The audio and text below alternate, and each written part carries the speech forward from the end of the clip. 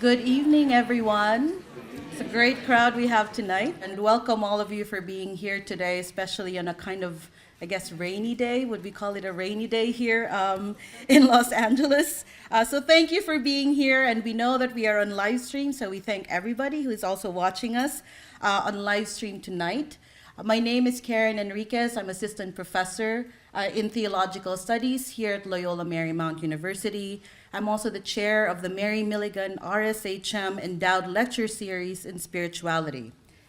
This is our 6th annual Mary Milligan Lecture, a lecture series that started in 2013 to create a forum for critical reflection on spirituality in service to the church, to the academy, and to the world, and in keeping with the charism of the religious of the Sacred Heart of Mary, that all may have life and have it to the full.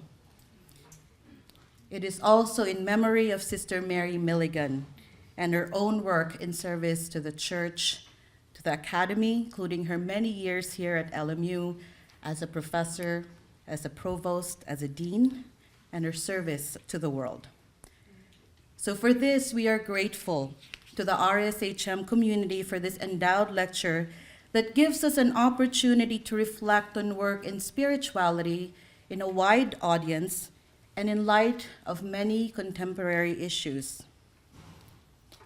And here I'd just like to pause for a moment to think about how important spirituality is in our world today. As we hear about the deep longing, this great spiritual thirst that many people have, right, including our youth, those who say they're not religious, and yet they're spiritual, that they're searching for something. As we hear the call for spirituality or spiritual practices that can sustain us, can give us hope, resilience in the midst of suffering, in the midst of despair, in the midst of fear in our world today.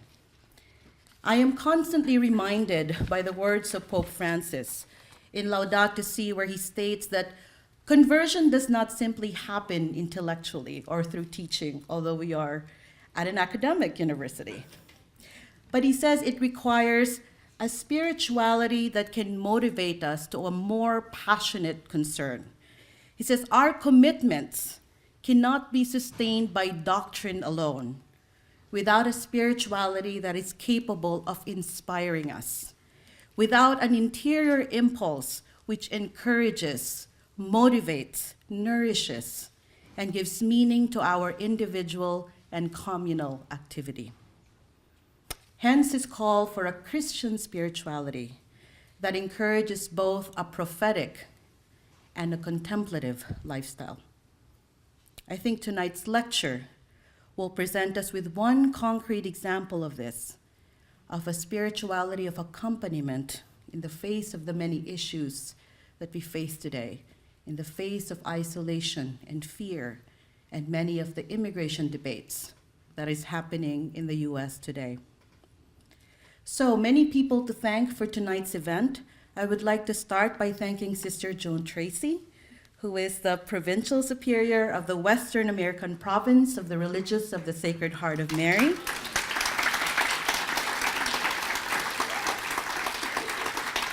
Thank you for joining us tonight. To Sister Mary Janino, who I hope is joining us via live stream tonight. Welcome. Thank you both for your continued support and your community's support for making this lecture series possible. We would also like to acknowledge Sister Mary Milligan's family that are actually joining us tonight. To Mike and to Jill Milligan, thank you very much. Thank you. Thank you. And to the donors that are here that have made this event possible. So putting an event like this together requires enormous effort, collaboration, and work from a number of people that I have been very blessed to work with all year. So to the Milligan Lecture Planning Committee, including our chair, Douglas Christie, and Michael Horan, for all their work, their thoughtful contributions to this lecture series. Thank you so much, Douglas. To them and to others who hold a historical memory of this lecture series and make it look easy to plan these events. They make it look easy.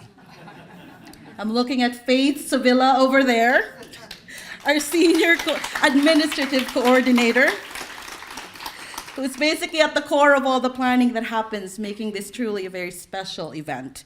As our previous colleague Susan Abraham used to say, there is no faith without theology, and that continues to hold true until today. So thank you very much, Faith. It's really, I wanted to express my deep gratitude for being able to work with you on this event, so thank you. Also to Donna Gray, Development Officer here at the Bellarmine College of Liberal Arts. I'm trying to see if I can find Donna right there. Thank you for all your guidance, for all your work, your relationships with our donors and everybody who supports events like these. To the events management staff, to Krista Franceschini, which I saw a little earlier in another corner there, but also her team, right, who work on so many aspects that we see and don't see, from the food to the flowers to the podium. All of that work, that they make it seem everything runs so smoothly and effortlessly. Our graduates, assistants who have been outside, who have been the first face of this event, welcoming all of us, offering us warm hospitality. Thank you to all our graduate assistants. Of course, to the Marymount Institute and the press, to Teresia de Vroom, to Elias Wondimu, Will Pupa, and to Sarah Martinez for all the creative work, all the hard work that you do, that you always add so much beauty and grace to these events. That includes this most amazing artwork that all of you are seeing here tonight, right? It's an image worth contemplating, an image of Our Lady that we have used in our ads and are used in the book cover. Thank you so much, Teresia. Thank you. Thank you to our Theological Studies faculty who are here to support this event tonight. I see a few of you within the crowds. We'd also like to thank the BCLA Dean's Office, Dean Robin Crabtree, and our Associate Dean, Jonathan Rothschild, for their continued support of this series. And last, certainly not the least, we'd like to thank President Tim Snyder, who is here with us today and will offer the introductions to our speaker. Thank you for your support of this event. So again, thank you to everybody. Welcome to all of you tonight. So to set the stage for our event, we're very excited. We're actually very grateful that Grupo Folklorico de LMU and their current president, Athena Martinez, graciously accepted our invitation to join us tonight. Grupo Folklorico de LMU is a group of students that come together to celebrate the richness of Mexican folkloric culture within the LMU community. They blend passion, culture, and dance to create beautiful, choreographed Mexican folk dances that exhibit the history and pride of the Mexican spirit. At LMU, they spend hours practicing their craft in order to perform in events such as LMU Family Week, Misa de Herencia, Latino Heritage Month, alumni events, and many others. This year, on April 14, if I am not mistaken, they will have their second annual Sueño de Mexico, a performance showcase that brings together LMU and other campus folklorico groups to share in the traditions of Mexico. I think this example of dance as an embodied practice, it reminds us of how the arts and aesthetic practices, right, visual arts, sculpture, music, performing arts, can be vehicles not just to express, but also to recover or rediscover our culture, our history, our identity.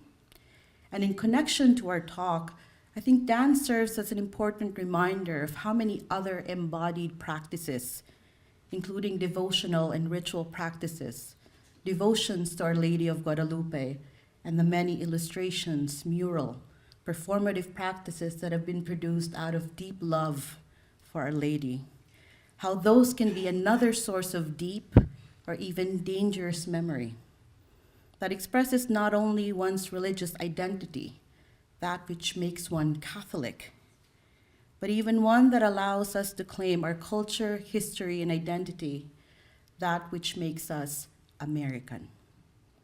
So without further ado, I introduce you to the Grupo Folklorico de LMU. Thank you.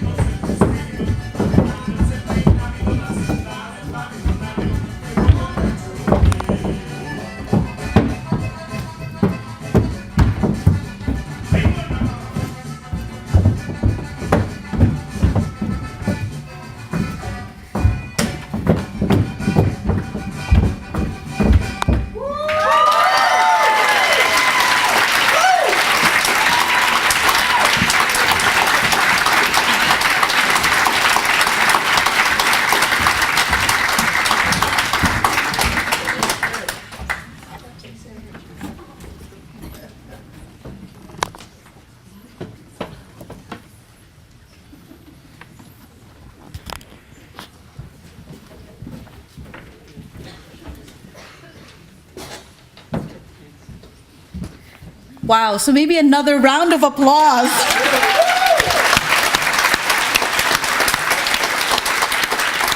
So if you would like to see more of Grupo Folclórico de LMU, again, April 14, Sueño de México, they will be showcasing their dances again. So thank you to the group. So now I am pleased to present Timothy Law Snyder, President of Loyola Marymount University, who will introduce our speaker. President Snyder has been a dedicated professor and administrator at Jesuit universities for 30 years. He earned his MA and his Ph.D. in Applied and Computational Mathematics from Princeton University. He also has an MS in Mathematics, a BA in Psychology, and a BS in Mathematics from the University of Toledo. President Snyder's academic and research interests include computational mathematics, data structures, design and analysis of algorithms, geometric probability, digital signal processing, airline flight safety, HIV diagnosis and prevention, and the education of the millennial generation. I should go down from this podium now. Under President Snyder's leadership, LMU envisions itself as the definitive center for global imagination and its impacts. Guided by our university's mission, President Snyder challenges our university to maximize its global impact, to leverage its creativity, and to develop new opportunities for interdisciplinarity. He advocates for increasing LMU's reputational capital by expanding its visibility on the world stage. His dynamic and forward-thinking style inspires and propels our community to pursue new heights of undeniable excellence. Among President Snyder's professional, intellectual, and creative pursuits, he is an active musician. He writes, arranges, records, masters, and produces his own music, which you can find online at lmu.edu/SnyderTunes.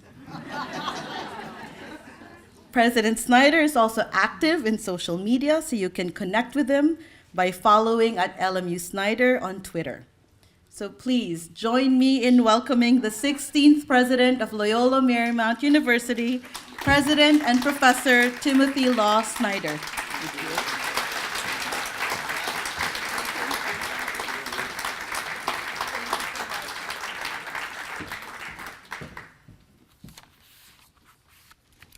Thank you, Professor Karen Enriquez.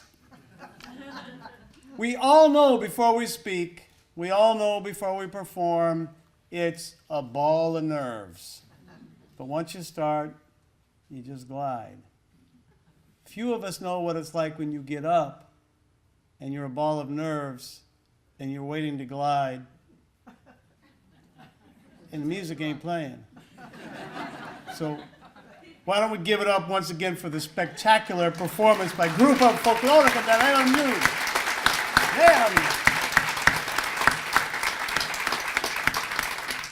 And I'll never do one of those swing your leg behind yourself things because I fear that the leg would never come back. Thank you, Professor Enriquez, for acknowledging the many wonderful people here. I'll echo a few of your thanks. I thank also the Department of Theological Studies. I thank Teresia and Elias from the Marymount Institute for the stunning publication. We thank Sarah Martinez for the evocative, gorgeous cover design. I think between the department and then the publishers and the cover design, many have tried, but to have a trifecta really makes for a nice event for us. So thank you for doing that. I thank Sister Joan Tracy, who also is a member of the LMU Board of Trustees. So she helps make LMU and make LMU happen. I see Sister Mary Beth Ingham, CSJ, is with us, also from our Board of Trustees. I thank the Marymount Sisters. I thank the Sisters of St. Joseph of Orange, not just for being here this evening, but for all your incessant creative nourishment of our institution.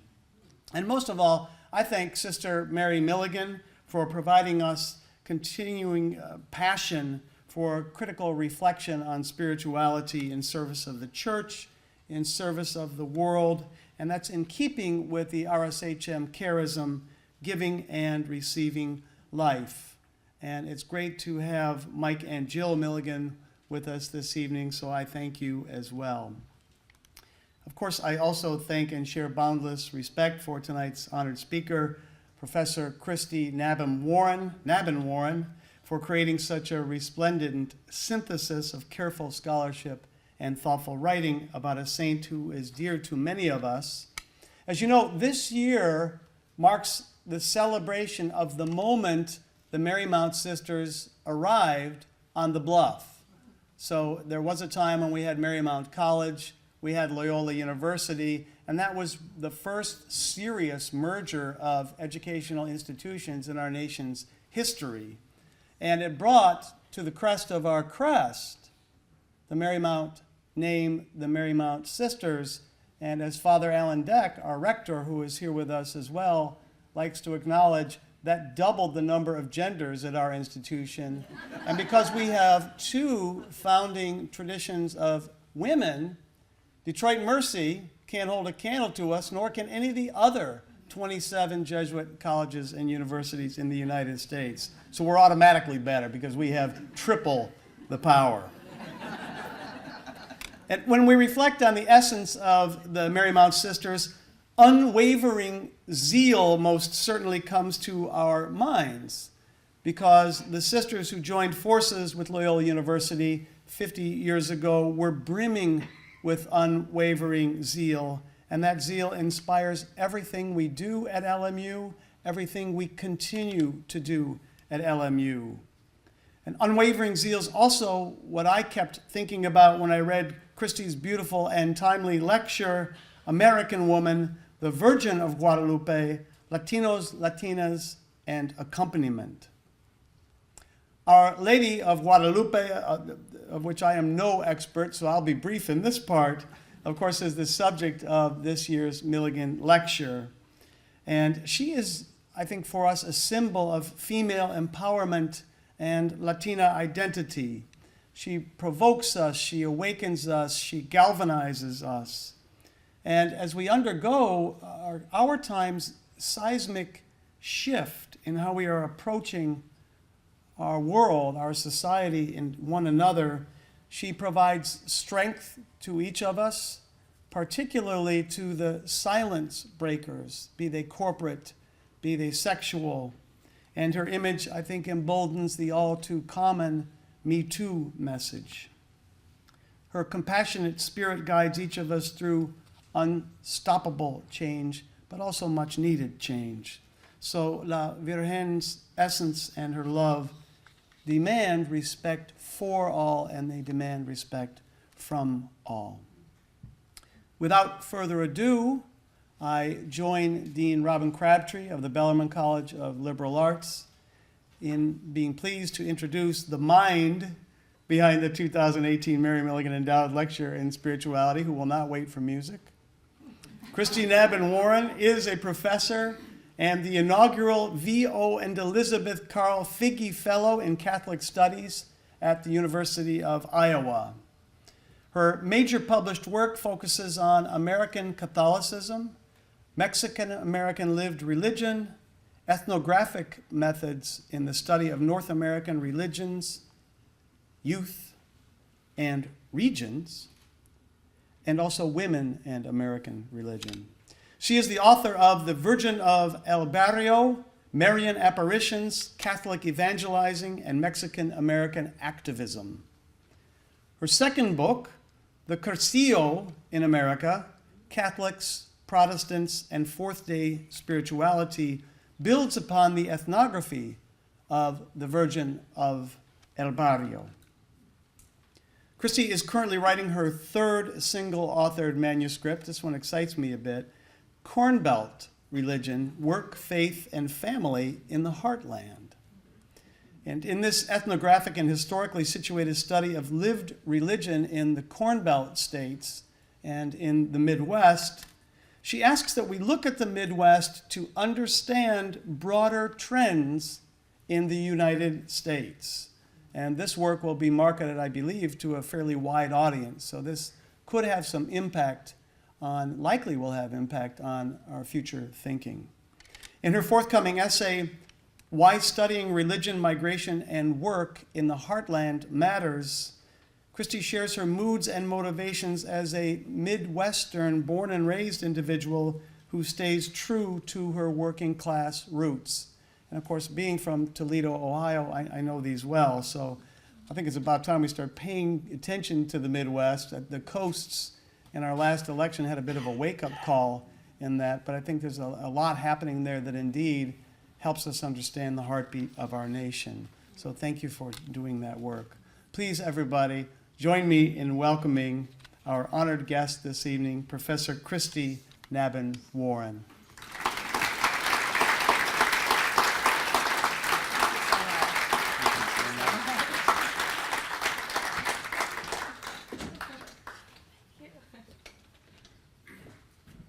Thank you so much, and what a wonderful dance performance. Thanks to everyone. So good evening. Thank you so much for coming out and being here tonight. I've been looking forward to being here for quite a few months now. And I'd like to publicly thank a few people as well. Can y'all hear me? Is this okay? Yeah. I just came from Kentucky, a week-long camping trip, so I'm going to say y'all a lot. So, so I'd like to publicly thank Karen Enriquez, Faith Sovilla, where did Faith go? Doug Christie, and everyone else here who's had a role in bringing me here. And a very special mil gracias, muchas gracias, goes out to the amazingly talented graphic designer, Sarah Martinez. Sarah, thank you so, I gotta give you a hug. Your image is, it's so beautiful. She did it when she was 19. Are you kidding me? Oh my goodness, I have been meditating on your image for months. It's beautiful, and thank you so much for sharing it to grace the cover of the book. Thank you so much. My focus tonight is on brown lives and on a brown symbol of hope, love, and beauty. But before I begin, I'd like to take a moment to dedicate my talk to Stefan Clark, a 22-year-old African-American father of two, young children who was gunned down in Sacramento backyard last Sunday night. Stefan was an innocent man. His only crime was in being a black man in America today. He was in his backyard holding his cell phone, and his mother saw the whole thing happen. Black Lives Matter, and I'd like to take a moment to think about Stefan and his family. Brown Lives Matter too, the focus of my talk this evening. I'd like to now share with you stories about a special woman, stories that have captivated me since I was a young girl growing up in Northwest Indiana. I was born in Gary, the granddaughter and many, many steelworkers in my family. The region, or the region, as it's called by those who grew up there with a Chicago accent, of course, is a part of the country that is ethnically and religiously diverse. It's an area that's working class, a place full of hardworking, loving people. People who love their food, their families, and their churches. I was raised by an Arab American, Lebanese, Swedish Lutheran father and a Polish Catholic mother. Like so many of you in this room, I'm an ethnic mezcla, a mixture, and a religious mixture as well. Some Lutheran theology and K-12 church experience in camps, mixed with a Quaker focus on social justice, an idea that we all have the inner light. And I still believe that. The Catholic part of my youth has always factored in ways I did not always understand as Catholic with a big C. As a girl, I was somewhat aware of my converted Lutheran mother's devotion to the Virgin Mary, and even more so, my best friend Marisela Villanueva's family devotion to La Virgen de Guadalupe. I spent a lot of time at Marcy's house growing up, and I marveled at her home altar, the candles that burned on the shelf, the pictures of the saints, and the statue of La Virgen that had been brought over from Mexico. These things were not in my own home, and I loved them. The fact that a woman, and let me repeat, a woman, and thank you, President Snyder, for the shout out for the Me Too movement, appreciated that.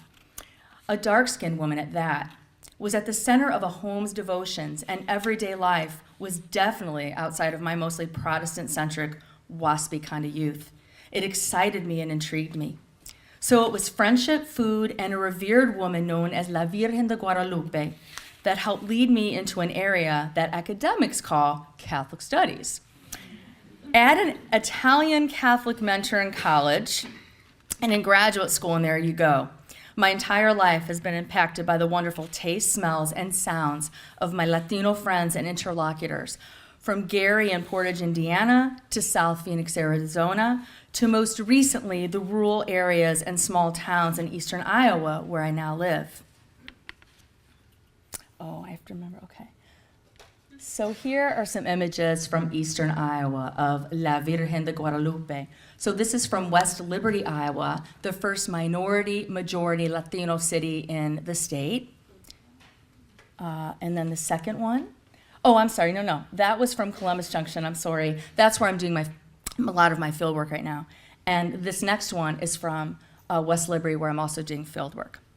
So these are some Corn Belt Marias. In all the places I've lived and worked with Latinos, it's always been clear that La Virgen de Guadalupe has been and remains a central touchstone of identity. She's a powerful woman, a mother, brown, not white. She is there for her children. Across the United States, front and backyard shrines to her continue to be built and maintained. Devotions to her, songs to her, candles lit for her. Why? What explains the 16th century woman's continued relevance in the 21st century? So in the time remaining this evening, I will share with you stories I've been told about Guadalupe, also called Lupe, and why I believe she remains a source of power, inspiration, and hope for the millions of Latinos living in Las Americas, Catholic and non-affiliated alike. I'll end this presentation with a call for us to stand with U.S. Latinos and to emulate Guadalupe in our thoughts, words, and actions, to show hospitality, love, and care for our Latino neighbors, to embrace dreamers who are living in uncertain and stressful times, to show our own light in the world. What would Guadalupe do? I believe with all my heart that she would stand with her children, whatever her children's official documentation or sexual orientation or marital status might be. Let's now shift to Elicio's story. It was a hot summer night in Columbus Junction, Iowa, a town dominated by a Tyson pork processing plant. Fanning himself in the heat, Elicio, this is a pseudonym, has driven to our meeting straight from a 12-hour shift, castrating pigs at a local farm where he's been able to find steady work, despite his precarious, undocumented status. Neither his workplace nor his trailer home provide him shelter from La Migra, so we meet at a neutral site, a place where he feels safe. His hands are stiff and sore from a long day's work at the confined animal feeding operation, called CAFO for short, where he works. The pigs he worked with will not see the light of day for most of their lifetimes, and like them, Elicio is not truly free to go outside. From the outset of our interview, Elicio describes his love for Mexico, the country of his birth and of his corazón. He misses the regional variety of foods, the regularly occurring fiestas, and most especially his colonias posadas, the 3-day reenactments of Mary and Joseph looking for a place to live in the last hours of Mary's pregnancy.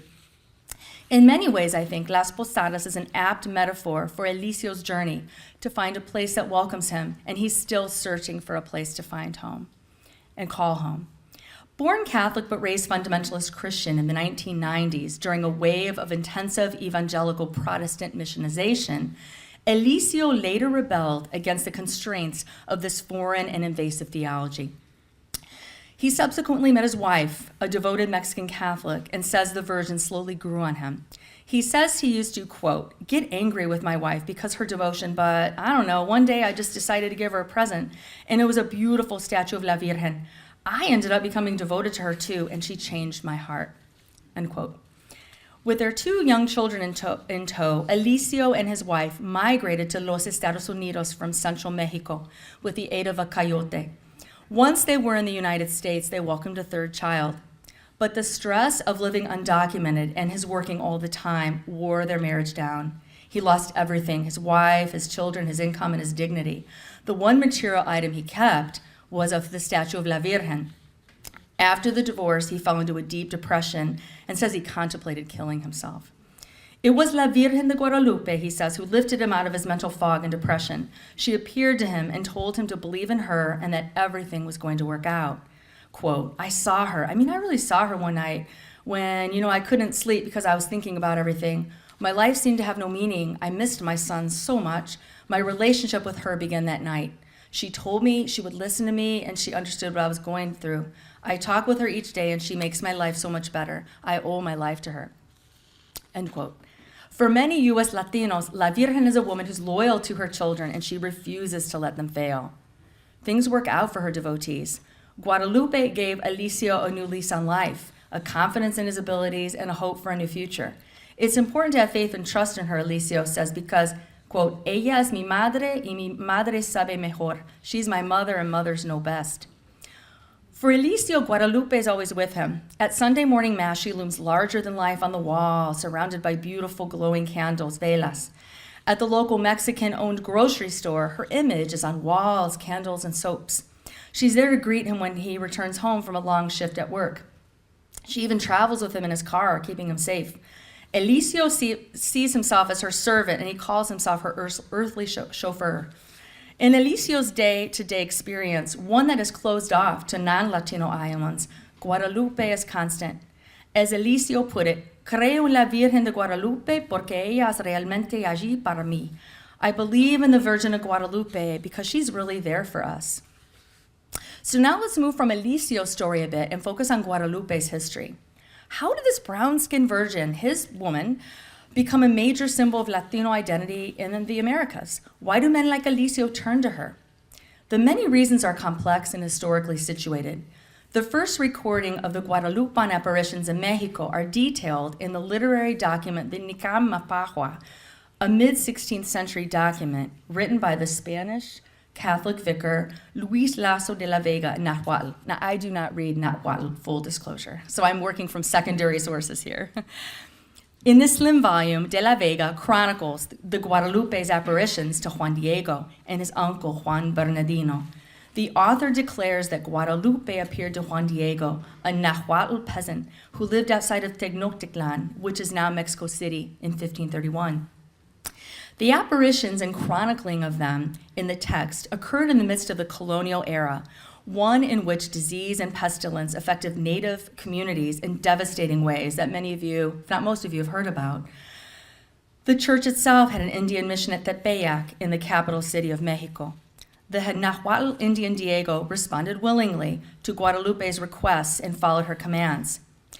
After 3 unsuccessful visits to the bishop to build her a chapel, a capilla, it was a bouquet of fragrant Castilian roses that convinced Bishop Zumarraga that the peasant spoke the truth. The roses that had magically grown in December and had imprinted themselves on Diego's tilma, or robe made out of cactus fiber, were a poignant symbol of new life and hope in the dead winter months.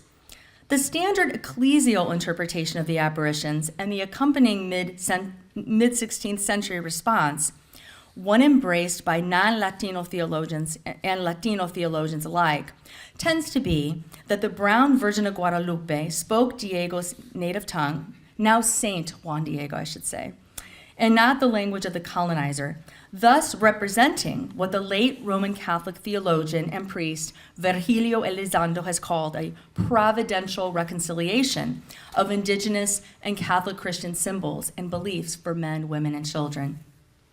Over time, the Guadalupan apparitions and Juan Diego were codified and given their own meanings by the church. Jesuit and Franciscan missionaries popularized the text, the Nicam-Mapahua, even as they subjected indigenous women, men, and children to the full treatment of colonization. That's a history that's tough to wrestle with. Nahuatl priests were systematically executed, and the conquistadores exacted encomiendas, forced Indian labor that placed a heavy toll on native bodies and homes. And the church, the Roman Catholic bastion, helped to create the legal foundation used by the Spanish crown to violently compel Indians' compliance. As with all founding texts, any text, the Nicam-Mapahua has been scrutinized by historians and theologians alike. And though the leading scholars, such as American Vincentian priest and historian Stafford Poole, have cast serious doubts on the historical veracity of St. Juan Diego and the apparitions themselves, seeing it more as a creative literary work, scholars recognize that the Guadalupe is, quote, the most powerful religious and national symbol, this is Poole again, in Mexico, even if, quote, the symbolism does not rest on objective historical basis, end quote. This is Stafford Poole. The church-sponsored apparition narratives of miraculous intervention uphold La Virgen as savior of Mexican mestizos and the church in New Spain. Now, the papacy, as you may know, has spoken often on the Guadalupe. Popes Benedict XIV, Leo XIII, and Pius XII have made various pronouncements, salutations, and decrees. Most recently, now, St. John Paul II elevated the Guadalupe to vast hemispheric spiritual heights. This official culmination of the Virgin's ascendancy took place in Tepeyac, March 1999, when St. John Paul II declared her patron of North and South America. According to the historian D.A. Brading, quote, "Within the Catholic Church, no other Marian image has been accorded such universal honors." But here's the thing. The Guadalupe of Elizondo's and the Church's theological imagination is indeed a brown madre, but she was also thoroughly domesticated and appropriated as a sweet, gentle woman who offered her children a foretaste of heaven. While at first glance his theological imaginings and reconstructions of Guadalupe may seem radical and revisionist, this is speaking of Padre Elizondo, but they're really only so in a tempered way. In the end, Guadalupe is reinscribed as a missionized woman. She may be brown, and she speaks the indigenous tongue of a man to whom she appears, but she's still imagined and contextualized what I would argue is a deeply patriarchal system, and one that is Western European at that. It's a colonial system. Guadalupe became the archetypical girl woman, kind but non-confrontational, the kind of girl who requires a man to convey her messages to authority. I'm going to get a little edgy here, so just putting it out there. Okay, Kristy's getting, we Iowans can be edgy, just so you know. To most Latinos, it does not matter what scholars say about the text of the Milligan Mapahua. La Virgen is their champion because she chose a dark-skinned Indio. Today's Latinos are latter-day Juan Diegos, chosen by La Virgen herself. But unlike Juan Diego, they do not ask a bishop for permission to make her theirs. Popular devotions, not contingent on ecclesial approval, reign supreme in Latino homes and yards across the United States and wider Americas. I'm imagining you have lots in Los Angeles. We have a lot in Iowa, but I would imagine times 1,000 here, right? Many Latinos craft home altars to her, altarcitos, build backyard shrines in her honor, walk through crime-ridden urban streets to reclaim the spaces in her name. Their devotion transcends time and history.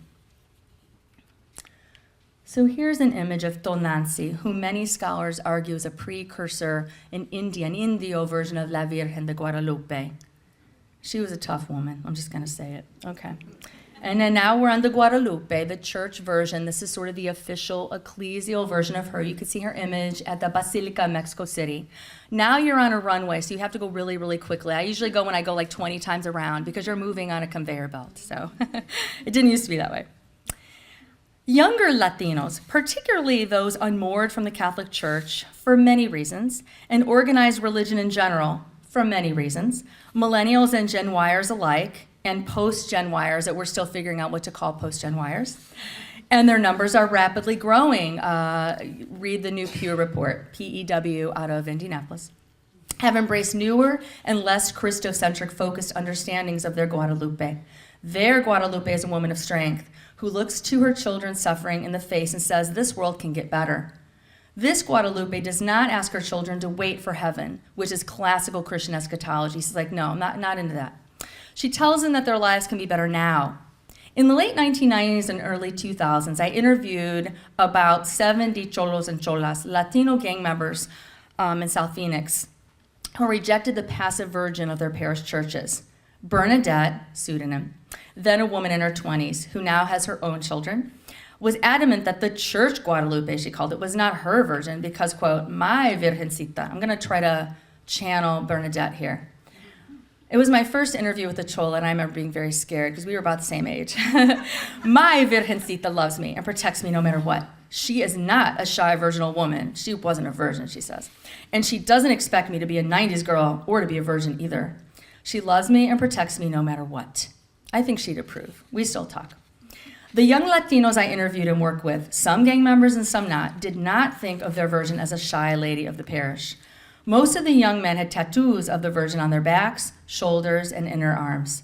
I'm sure you've seen some, maybe you have one or some. Some of the tattoos were colored, some were black and white. All of these inked versions protect them. She literally has their backs in the mean streets of South Phoenix. So here is one incredible tattoo. Love this one. And then here's a couple arm tattoos, kind of the pre-sleeve phenomenon. Now you're seeing more Guadalupe sleeves. This is part of the pre-sleeve phenomenon.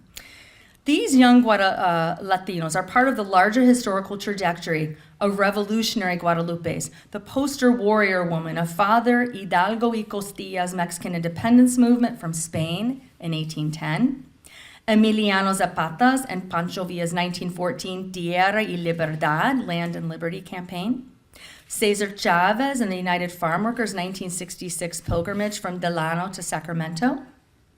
In the 1990s to early 2000 Zapatista Army National Liberation's Mobile City, named Guadalupe Tepeyac. I'm going to show you some images here. There's the banner. Kind of scroll through these somewhat quickly. And if any of y'all want a copy of the PowerPoint, I'm happy to send this out after the talk too. This is from a retablo. It's a painting, sort of a devotional painting. And this retablo evokes the Mexican independence movement. I just think it's absolutely stunning. So this is to give you a sense of the history of Guadalupe. We've got a great historical photo here. And we've got a couple of Cesar Chavez, who, as many of you may know, was a strong devotee of La Virgen de Guadalupe. My colleague Luis Leon has a new book out, a fairly recent book on this. Okay. Has the Zapatista. I actually have one. A good buddy of mine did some field work with the Zapatistas. This isn't mine. Mine had a glare. But notice the angels, Lausanne, they are Zapatistas as well. Amazing. Like their predecessors, many Latinos today need and want a Guadalupe who transcends the church. This Guadalupe is a grassroots woman, from and in the streets and in the field, what I would call a third space, a woman whose mission is informed by her children's needs and desires. This Guadalupe transcends official Catholicism and a triune God and can stand on her own. Teresa Delgadillo, a wonderful theologian at Ohio State, calls this phenomenon sort of a spiritual mestiza, quote, embodying the transformative renewal of one's relationship to the sacred through a radical and sustained critique of oppression and an engaged participation in shaping life that honors the sacred. The Guadalupe, I would say, can be seen and understood by Latinos as a critique against racism, white normativity, and a church that continues to be led by white celibate men. Guadalupe is also imagined in many sexual ways as well, and her sexuality for many women is very poignant, and we'll get to this Guadalupe as a woman. Let us return to Elicio, who said that La Virgen literally saved his life. What Elicio is describing is a relationship with a heavenly and earthly woman who continues to aspire him to be a better man and husband to his second wife, Connie, who works at a rural Iowa chicken plant where she candles eggs. Like her husband, Connie has a deep devotion to Guadalupe and prays to her to give her strength every day. Connie has her share of heartaches and struggles, and as an undocumented Latina in the age of Trump, she lives in constant fear of being deported. We recently ran into each other at a local Aldi grocery store. If you haven't been to an Aldi, must go promptly. Best grocery store out there. I don't know if you have them all in California, but they're big in the Midwest. It's where you see pretty much your entire community's migrant and refugee groups. It's awesome. So we chatted in the ethnic foods aisle, and particularly met up in the Mexican food section. As she picked up a box of Maria's cookies off the shelf, I grabbed a few too. My kids love them. Connie looked thoughtful and says she's even more fearful than she was when she came to the United States over 10 years ago. She constantly worries that the INS is going to raid her home trailer or find her at work. As she looked at the cluster of candles, she picked 2 Guadalupe candles and placed them in her cart as part of her spiritual and prayer repertoire. I picked up a few as well. We hugged parting ways, and she asked me to pray for her and her continued safety. I told her I would, and I would light my velas as well. To the Latino faithful like Elicio and Connie, the Virgin is much, much more than what we might think of Guadalupe. She's not white or light brown, she's dark brown, and she does not blindly support neo-colonial or heteronormative white institutions and their values. She stands with her people and is herself, I would argue, a liberation theology. A woman who gives preferential option for los pobres, the poor, and those who are in need of an embrace from one who does not judge. She is and encourages a theology of accompaniment.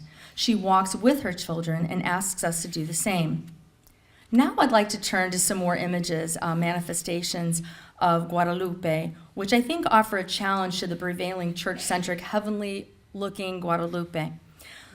The Guadalupe of everyday working-class Latinos, as depicted by hipster Latina artists and authors, is one that's thoroughly Américan. She's a strong brown woman who's a beacon of hope and strength. She speaks against domestic violence, poverty, and racism. She's pro-life, but not in a particular kind of way that one might think. But she does champion the seamless garment. To some faithful, she champions non-heteronormative relationships. She walks with her pilgrims. She accompanies pregnant women to the clinic, gang members in their homes, and undocumented exploited workers in the farms, fields, and CAFOs across the American landscape. So the really real Guadalupe, to invoke the sociologist, the now late sociologist Peter Berger's famous phrase, is a woman who is sometimes connected to the church and who sometimes not. She's neither owned by Catholics nor by their religion. She can be spiritual but not religious. To the Chicana author Sandra Cisneros, who I got to meet and I kissed her hand. She kissed my hand. I didn't wash my hand for a week, I will admit. She came to the University of Iowa last year. I was gaga. The Guadalupe is the embodiment of female sexuality. To the artist Tamara Adams, she's a nursing mother. To the Latinos who work in the fields and factories, she's encouragement and strength. Here's Sandra Cisneros. I'd like for you to just kind of read that aloud if you can see it and meditate on that for a moment. Sandra is talking about and thinking about Guadalupe as a woman. And for her, that's what enables her to transcend traditional theology. The Latino Guadalupe, I'm going to move on. I'll give you a minute to read that. Can y'all see? Can y'all see it? Oh, okay. Okay. I actually don't have it printed out. I'm gonna hop down and read it. Okay. Okay. So she says, my Virgin de Guadalupe is not the mother of God. She is God. She's a face for a God without a face, an indígena for a God without ethnicity, a female deity for a God who is genderless. But I also understand that for her to approach me, for me to finally open the door and accept her, she had to be a woman like me. She has a famous essay that's been very controversial, Guadalupe as Sex Goddess. I will just put that out there. I'm not reading from it tonight, but it's been a bit controversial. But it's in a book about Our Lady Guadalupe. So I'm going to go on to Tamara Adams. I'm a big fan of her work. You can see much of her work is of Guadalupe as a nursing and pregnant mother, and reclaiming the divine body of womanhood. The Latina Guadalupe of Cisneros and Adams is liberation theology because she embodies the preferential option for the poor. She's brown and present in the here and now. She stands with her children. And for those who have no support network, she's their beacon of hope. I don't know if you've all heard of Alma Lopez. This is the famous so-called bikini virgin. I don't really prefer that title. But this is another example of a Latina artist reimagining and re-embodying herself, transposing herself in the body of La Virgen de Guadalupe. There was a lot of controversy about this. Her partner, Alicia Gaspar de Alba, has a really great book on this, and there's a great DVD at the end, I Heart Lupe, for class use, or if you want to watch it. Really explains for how Latinas, she can be imagined as just an empowering woman, very empowering deity.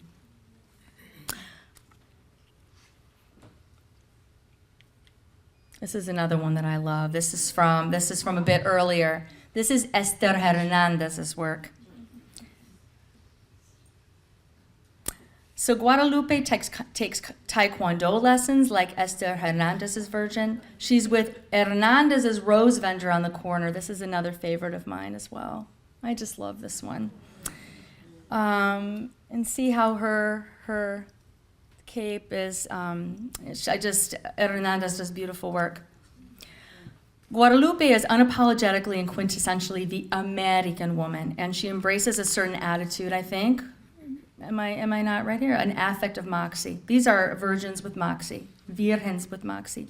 My mentor, the scholar of religion, Robert Orsi, writes that religion is about relationships between humans and heavenly beings. For Orsi, these relationships connect the realms of the living and the dead, the temporal and the heavenly. The Guadalupe is indeed a heavenly presence for Latinos. She's present at altars, on rosaries, tattoos, and paintings, and she accompanies her brown children in this world's journey and in this world's many struggles. She is always present with them. She defies categorization and efforts to tame her. She's a goddess. She exudes what Orsi calls the, quote, subversive potentiality of the gods. The Guadalupe is present in America and the many avatars of Guadalupe, our religion in America. She emerges with feminism, womanism, mujerista theology, the Dias de los Muertos, and even this is a favorite of mine, the slain Tejana songstress Selena Quintanilla. Oh, I missed one. Okay. Here's Dias de los Muertos. Here's an image that's amazing. It's the calavera that you see during the Dias de los Muertos. And it's on leather. It's done in leather art with painting. And a lot of the dyes are from plants. So this is one that I really love. So the playfulness, right? So merging Dias de los Muertos with La Virgen de Guadalupe. Here's Selena Quintanilla. And so here you have, she's crying, she's got the mantle, we've got a lowrider car. She has a tear invoking a chola and the tattoo. Many cholas will have tattoos of tears in the corner of their eyes to signify ones that they have lost who have died in violence. And as you might know, Selena is a victim. She was murdered by her manager. Yeah. Many of you in the room are probably a bit young, but you might know this next Selena. Here's another Selena. Former Disney princess pop star. My daughter loves Selena Gomez. I wonder where Justin Bieber fits in here, though. And I will say that she'd better be his queen. I hear she dumped The Weeknd for him, so he better treat her like a queen. So I just love this, right? This playfulness, right? So you've got In-N-Out Burger, right? You've got In-N-Out Burger. You've got the flames of Guadalupe. She's Guadalupe for your Gen Y, right? For your generation. Spiritual but not religious. She's drinking a shake or drinking a Coke. We don't know. She's hip. All right. I like that one. Sorry. No, I lost my place. Okay, sorry. So that gives you an idea of some of the images. Okay. I'm going to pause a minute. I would call these the Guadalupes for the real America. As the theologian Nestor Medina has argued, the non-Christian and non-official elements of Guadalupe are, quote, concrete expressions of the indigenous people's resilience and resistance to be erased from history. I would say that many of these images, indigeneity, yes, but also pop culture and the new spiritual but not religious Latinos who have become unmoored from traditional theology. Now on to another story, my friend Kathy. When Kathy talks about her Catholic faith as a young 20-something Mexican woman, she says she feels at home in La Virgen de Guadalupe's brown skin the color of light caramel, soft and glowing. Picking at her burrito with her fork at El Rancho, a restaurant we have lunch at from time to time, Kathy says that it's through the brown color of La Virgen that she's reminded of her ancestral home and her female relatives. Kathy says, you see, I have the skin tone of La Virgen, and my middle name is Maria, the name of my mom's mom, my abuela maternal. I've always loved my grandma, and even though I don't get to see her so much because she lives in Mexico, I'm always connected to her through my name, my color, and that we are named after La Virgen. And when I pray to her, to my mom. I call her Madre Mía de Jesús. And when I look at my mom and grandma, I see Maria. They are both brown, beautiful women.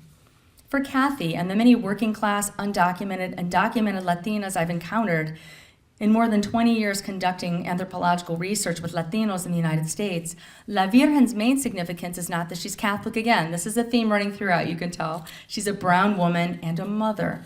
She represents unconditional love and support.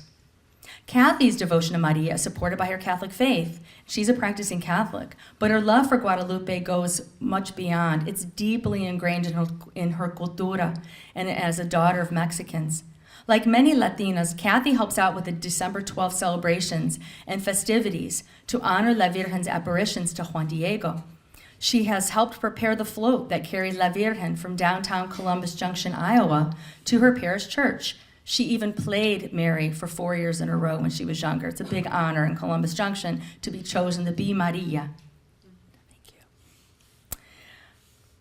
Yet her participation in the Guadalupan drama and events is fueled less by her unquestioning belief in the apparitions and more by her genealogical and cultural devotion. Her Guadalupe is an edge walker. The Guadalupe walks between two worlds. Her Guadalupe is a borderlander. Borderlands women and men live in intensely charged geographic, ethnic, and cultural milieus, and their religious beliefs and practices reflect the contested and coterminous terrain in which they live. Latinas like my friends that I've quoted here today, like Kathy and most recently, have felt that existential, psychological, and geographic condition of being edgewalkers in a deep way and turn to La Virgen for direction. Kathy and her younger brother are the only ones in their nuclear family who were born in the United States.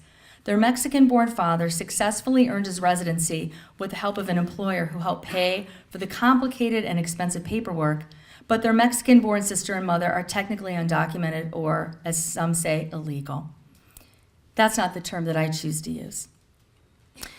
That some family members are considered legal, quote, and others illegal, quote, unquote, is a common situation in many U.S. Latino families today, and this leaves thousands of families feeling vulnerable and stressed. Kathy's mom has been deported twice. Both times her father has gone to Mexico and paid a coyote to take him and his wife safely across. For the family, an essential component to the crossing to safety part was to make a trip to the Basilica in Mexico City to pray for a safe and uneventful crossing of the Mexico-U.S. border. Kathy's mom, Lydia, is a fervent believer in the powers of La Virgen de Guadalupe and knows, she says, that it was she who arranged for a successful crossing back home to los Estados Unidos. Lydia keeps a well-maintained altar, an altarcito in her home, keeps her flowers fresh and the candles lit. Yet Kathy's mom, like Elicio and all of the undocumented Latinos I've had the pleasure of getting to know over these last several years, is plagued by what my colleague Alicia Schmidt Camacho has called a melancholic condition, a yearning for home but not being home. They're trapped by their undocumented status, and as much as they'd love to return home to Mexico, even to visit family, their nuclear families are in Los Estados Unidos, so Lydia wants to be present with them. But Lydia misses the sounds and smells of her hometown and the seasonal foods, like nopales, that are difficult but not impossible to find in Columbus Junction, Iowa.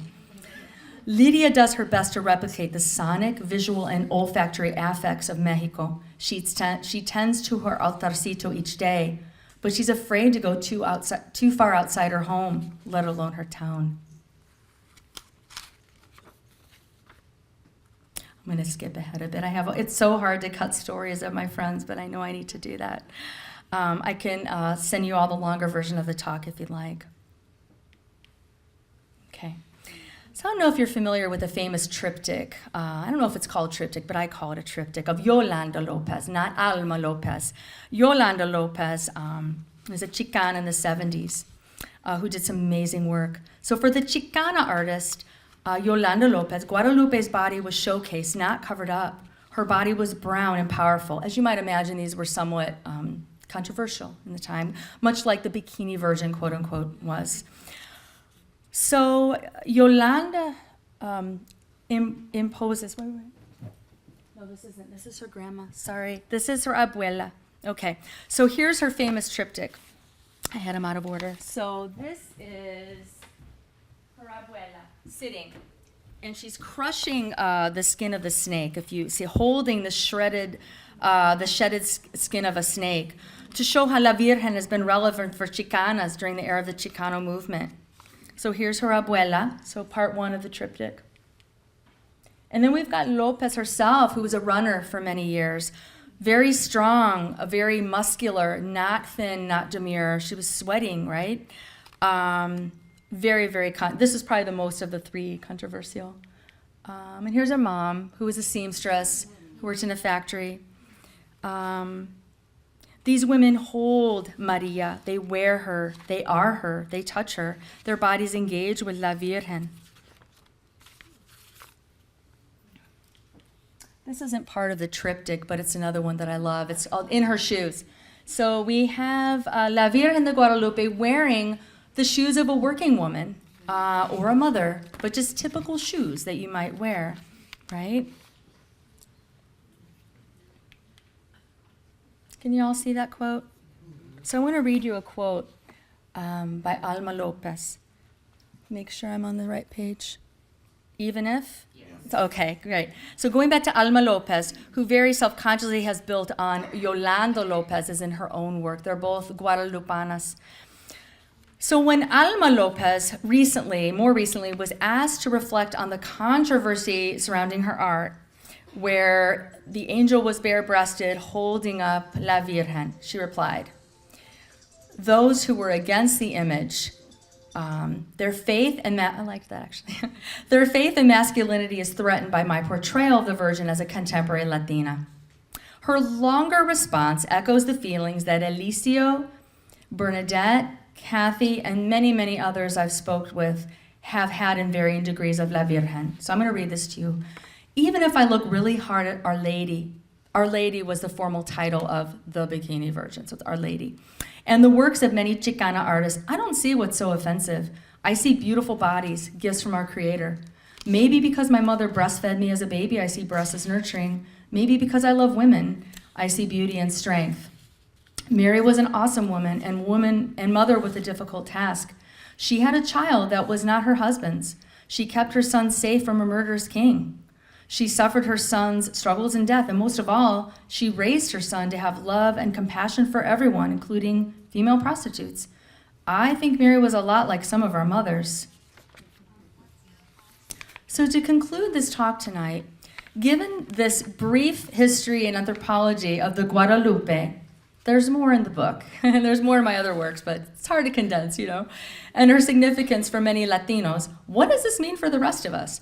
How do we respond and relate to a unique history of brownness, to Guadalupe, and to Latinos in our communities and our nation? The answer, I think, is one of accompaniment and action. This means we must walk the walk.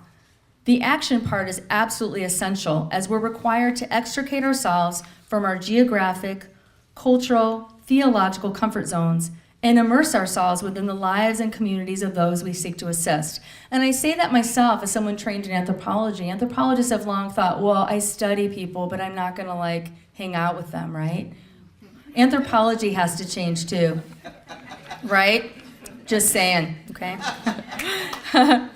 I know many of you here tonight, many of you in this room are doing really important work, and you are walking the walk, and I appreciate that.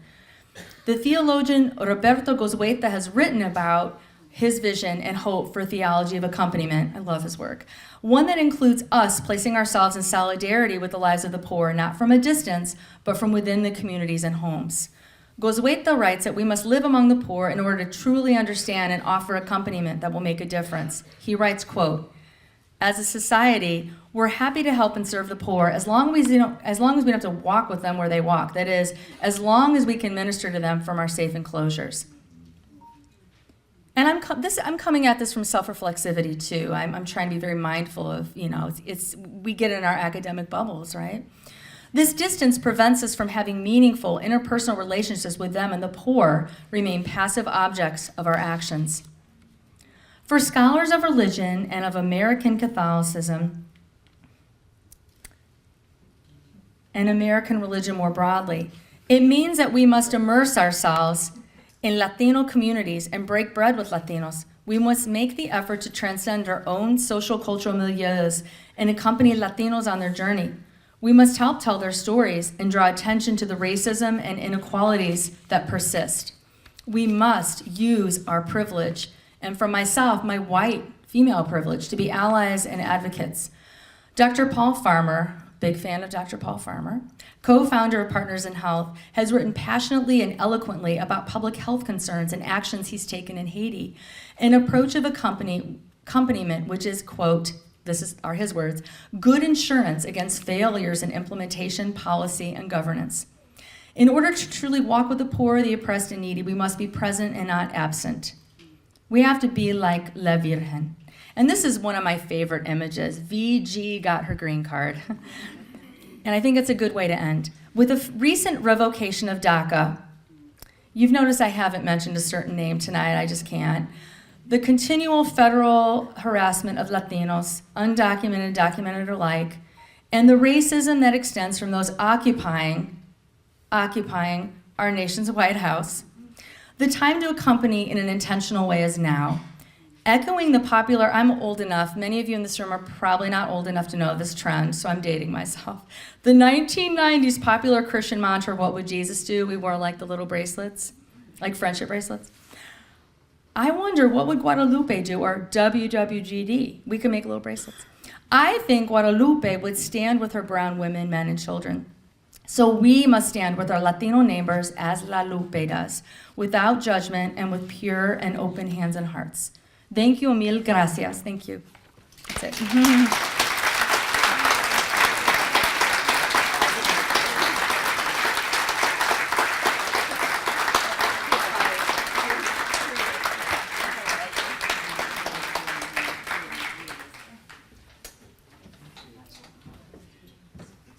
I'll be very quick because we all want our Perrier coffee or Chardonnay momentarily.